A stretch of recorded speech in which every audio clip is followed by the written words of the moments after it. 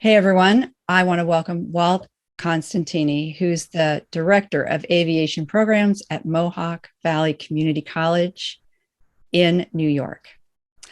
It's so great to have you on the show. I've really enjoyed our conversations before. There are so many people out there interested in aviation careers, and yet there's not a lot known about really how to enter that field. And I know that you offer a certification program that takes about a year that prepares people to be aviation mechanics. That's right. According to the Bureau of Labor Statistics, it says there's an 11% growth forecast for aviation mechanics between 2020 and 2030. So that's a good number of people. Can you tell us more about the certification program? Sure. Well, like you said, it is a 1 year. It is actually 12 calendar months. It's under the State University of New York higher education system. So it is a program that carries college credits. At the same token, it is a tech and trades program. Students work through 3 consecutive semesters. It is full-time. When I say full-time, we're here Monday through Friday, 8 to 4:30 every day. So it's like having a full-time job. But the payoff for it is you're done in 12 months. You don't have any homework. Everything's done here in the program. And it's such a high-paced schedule. You really don't have time to be bored. Everything we do here is strictly what the FAA requires. So it's a very focused process. And you get to work with your hands because the program is primarily based on hands-on training. There is a classroom element, but the majority of the time the student is here, I would say 60 to 70% of the year they're here, is done actually hands-on working in the hangar on our lab equipment, our aircraft, and simulators. Yeah, you're fairly unusual for a community college. I believe you're the only one in New York State to offer this kind of training. And by the way, the certification is airframe and power plant. Yes, airframe and power plant technology. We're actually the first in the state. There is one other current program that just started up this year. So there's 2 of us now, and potentially maybe it'll grow to 1 or 2 more in the not too distant future. The industry needs the pipeline. Right. Now, one of the reasons for the growth in the jobs, if correct me if I'm wrong, is also just due to a number of retirements in the industry, that we're not really creating more of these mechanics. So we really are going to have to push to get enough people out there trained, correct? That's a very valid statement. There's been a mass exodus of skilled, high-end, high-experience technicians throughout really over the last few years, but the pandemic really accelerated that retirement wave. We've gone probably a good solid 25 to 30 years of relatively low recruiting and low hiring numbers because there was an ample supply of skilled technicians. Now the same skilled technician group that came into the industry, in the late 80s, early 90s, have worked through, and they were in their 20s or older when they started, and now we've had 20 years go by, or close to 30, with little hiring. So translation happens, huge retirement wave, and unfortunately we've let this industry go by so long, being the out of sight, out of mind aspect of aerospace, that people were not aware of it. People are still not aware of it as a potential career path. And I think some of it too has to do with the fact that it's a tech program, a trade program. It's not a 4-year degree requirement, so it kind of gets overlooked, unfortunately, because it's a very lucrative career. And not everybody is cut out of the cookie cutter to go to a 4-year school. So a shorter time frame through a technical program, people may be a lot more successful than they would be otherwise. And not everybody is cut out to be able to handle sitting in a classroom for however many subjects per day that they have to sit in the classroom for. If you could give us just a snapshot of what it's like to work out on the floor, because I know that you have actual planes that you're working on. What are some of the planes that your students are working on? Oh yeah. It's they're immersed in what their career is going to look like. We have a Boeing 727, two Gulfstream G2s, and a Bombardier Challenger 600 for our turbine collection. In addition to those, we have multiple different types of piston engine airplanes, both single engine and multi-engine. And we have a turbine helicopter that we work with too. So the fleet covers the whole gamut of aerospace opportunities, and students get a hands-on opportunity to work with these different types of airframes. So all year long, you're submersed in a pretty diverse and well-stacked hangar, I guess I could put it that way. You learn how to duck frequently and pay attention because there's always a wing. There's a wing there that's ready to reach out and say hello. Wow. So tell me, what are some of the work sites that a graduate of your program might go to? Helicopters. So you're talking about like corporate helicopters, private? Corporate helicopters, private helicopters, military helicopters. They can work in manufacture to build the aircraft. They can work in a factory-owned service center. They can get into business or corporate aviation, working either for maybe a Fortune 500's private flight department or for a manufacturer-owned service center, kind of like bring your Bombardier aircraft to a Bombardier service center, just like you bring your Chevrolet car to a Chevy dealership.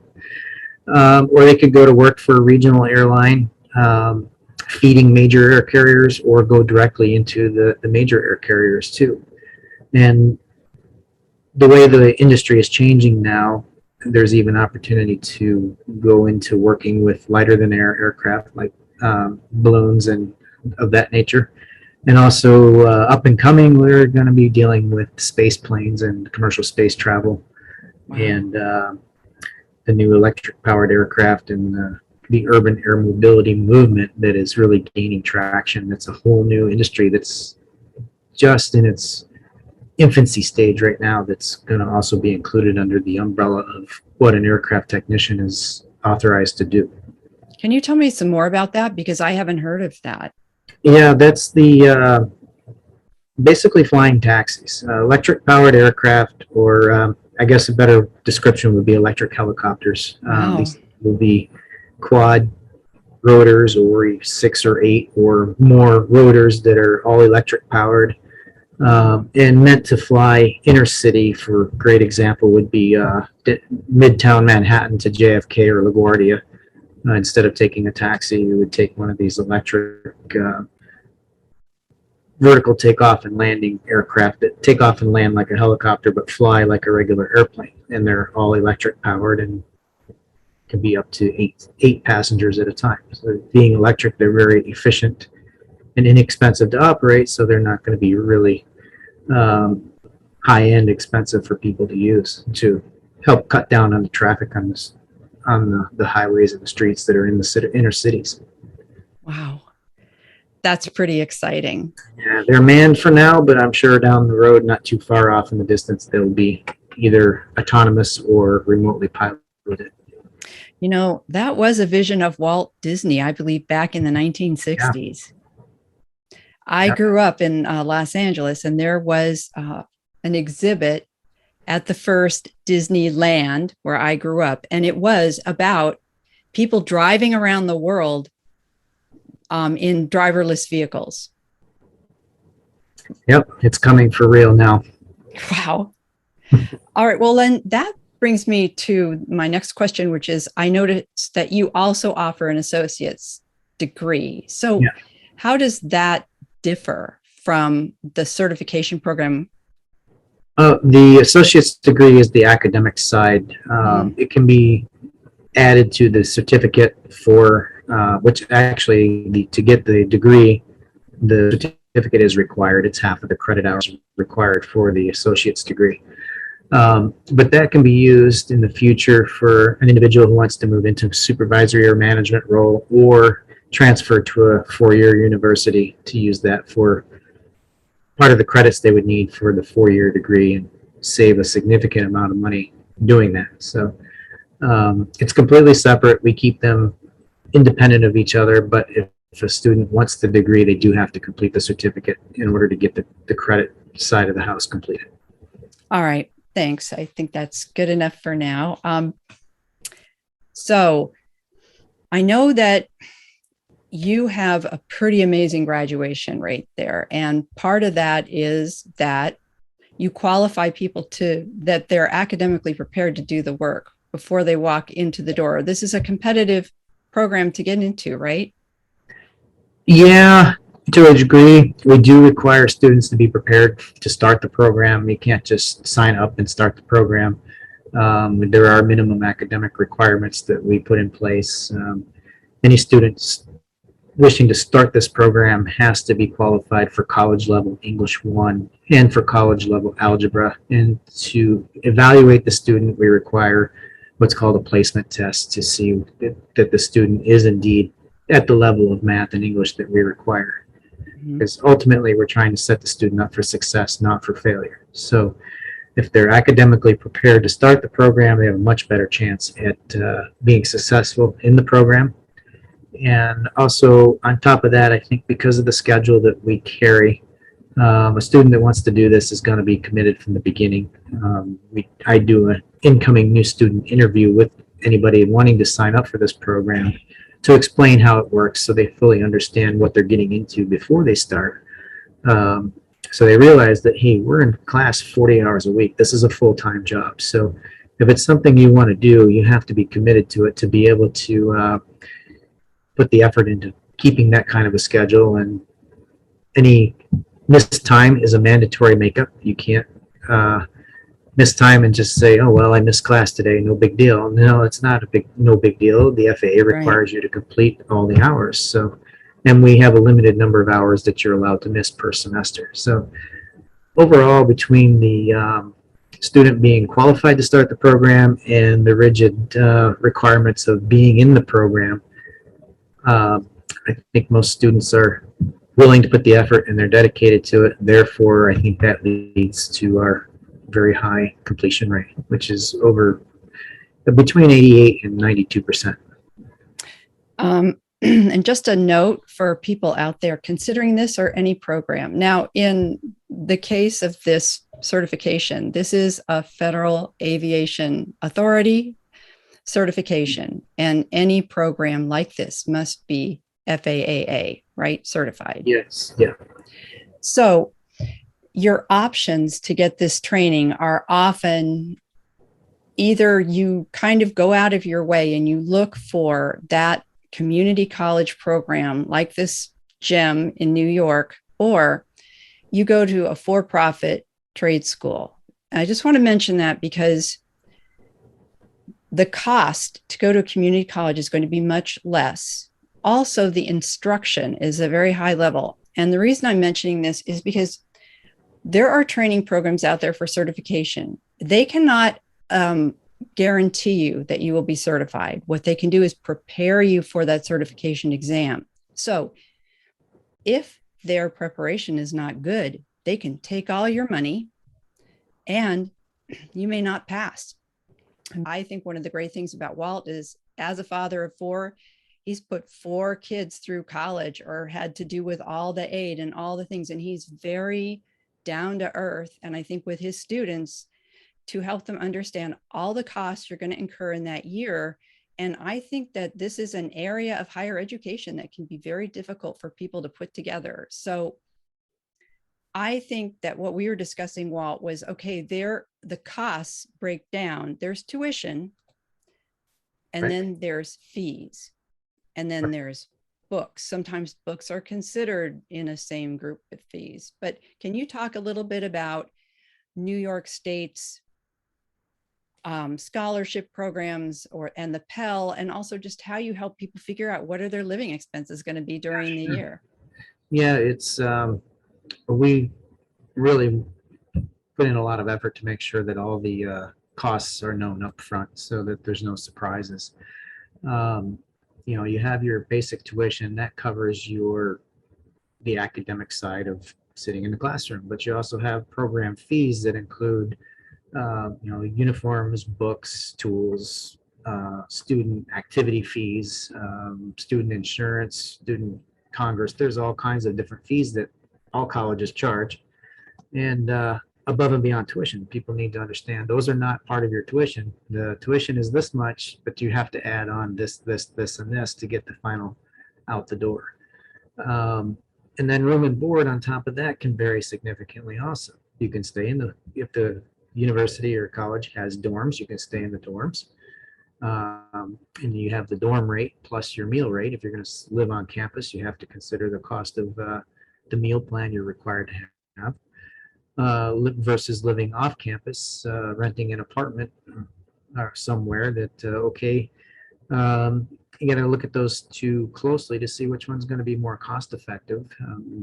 In an apartment, yeah, you have to cook for yourself, but you don't have to buy a meal plan that you may or may not like. So there's more to it than just the tuition itself. So, this same program we have here, we're in a low cost of living area. So the cost of living outside of the classroom is relatively affordable. But you go to some other areas of the country and it's going to be much more expensive to live when you're not in the class. So those are things that people should really investigate before they make a decision.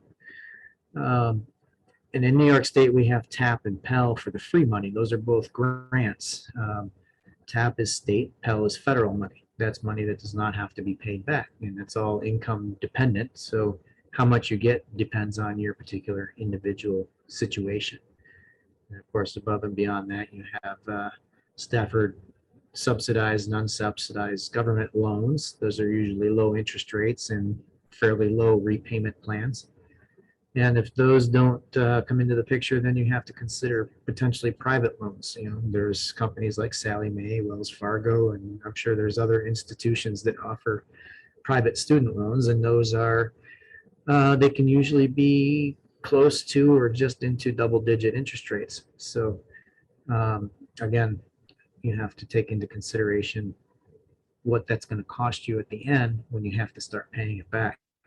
No matter what the profession is, make sure that it's going to be sufficient enough to support you when you have this student loan to pay back while you're working. Right. And that brings me to wages. Now, aviation mechanics, that is a very well-paying technician job. The average wage, we were talking about this mean wage is about $67,000. And that would be your wage anywhere you are in the country. Right. Now, at $67,000, one thing I wanted to mention is so you're graduating and your first job might pay you around 50? Yeah, that's reasonable. All right. So the average wage for a 4-year college graduate is somewhere, you hear all sorts of quotes, but I've seen anywhere between 52 and 60. So pretty close.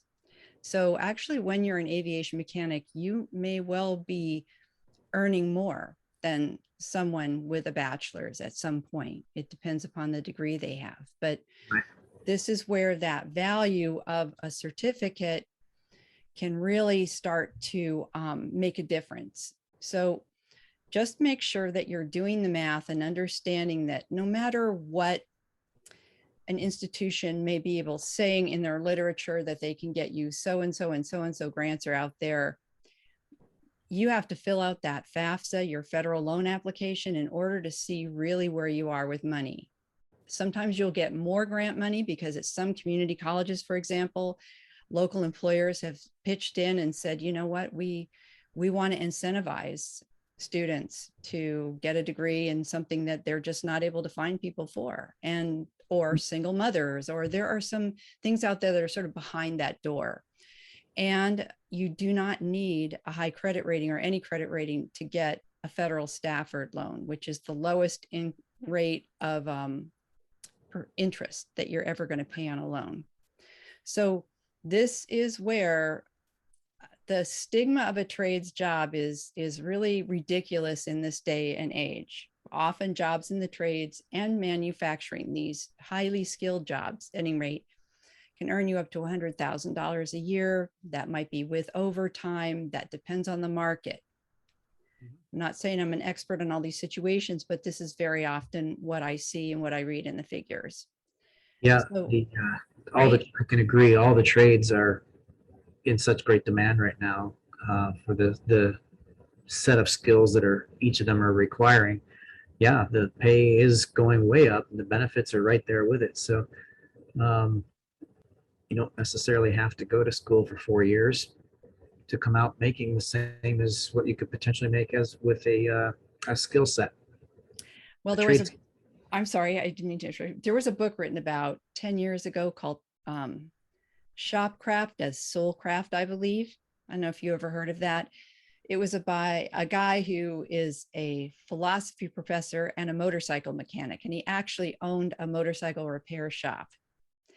And he wrote about how satisfying it is working in a trade because no one day is the same. And he said, a lot of there are a lot of jobs where you are sitting in the office all day, where you might be not today even compensated more. I think you mentioned to me that the money on the floor is the same as the money in the office, pretty much, right? Yeah, yeah, and on the floor, like you just said, it's always something different. It's not the same old mundane thing to come into work to every day. You never know uh, what's going to occur the day before that's going to make your next day completely different than yesterday was. Yeah, what he mentioned was that a lot of jobs today had lost something he called personal agency. And he felt that those people in the trades had that. Being able to go into work and well, if you're doing something you really love, it doesn't feel like work to begin with. You're Yeah. just getting paid to have fun. In this industry, when you go into work, if you're working on a line somewhere at an airport and there's four airplanes that are have discrepancies that need to be fixed before they can fly, and you can be able to go to the airplanes, fix them, and then see them push back and leave. Um, it's such a huge feeling of self gratification. It's almost an adrenaline rush to be able to see the airplane leave because you fixed it. Thanks for listening. If you like what you've heard today, please comment, like, and share it, and subscribe for more great interviews and ways to save money on college and trade schools, and even find free training. And don't forget to look me up. I'm over on TikTok, YouTube, and Instagram. Take care.